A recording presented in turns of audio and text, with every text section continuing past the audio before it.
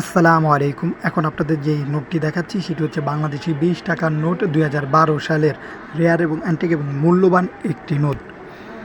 এটি কাগজের তৈরি আর এর সাইজ হচ্ছে ১২৭x৬০ মিলিমিটার এবং আয়তাকার আকৃতির শেপ। এছাড়াও এই নোটটাতে ৩টা জিনিস সবচেয়ে বেশি ফুটিয়ে তোলা হয়েছে। ১ নাম্বার হচ্ছে এটি হচ্ছে শেখ মুজিবুর রহমানের ছবি ব্যবহার করা হয়েছে প্রথম যে নোটটার সাইডে, এবং মাঝামাঝি বাংলাদেশের যে জাতীয় স্মৃতিসৌধের ছবি ব্যবহার করা হয়েছে। এছাড়াও আপনারা নোটটার পিছনের সাইডে দেখতে পারবেন ৬০ গম্বুজ মসজিদের একটি ছবি ব্যবহার করা হয়েছে।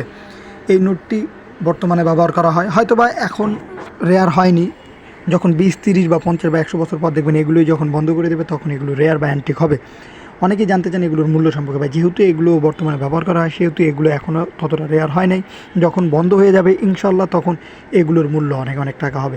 আর এই পুরনো নোট এক এক দেশে আলাদা আলাদা দাম, কখনোই কম না বেশি টাকা হয়ে থাকে, এই জিনিসটি মাথায় রাখবেন। এবং বর্তমানে যদি এগুলো বিক্রি করতে চান তাহলে আমাদের গ্রুপ আছে বেটার কালেকশন বিডি এবং শেখ সাব্বির হাসান মুন্সি, সেখানে এই পুরনো জিনিস বিক্রি করতে পারবেন, সহজে কিনতেও পারবেন ইনশাআল্লাহ।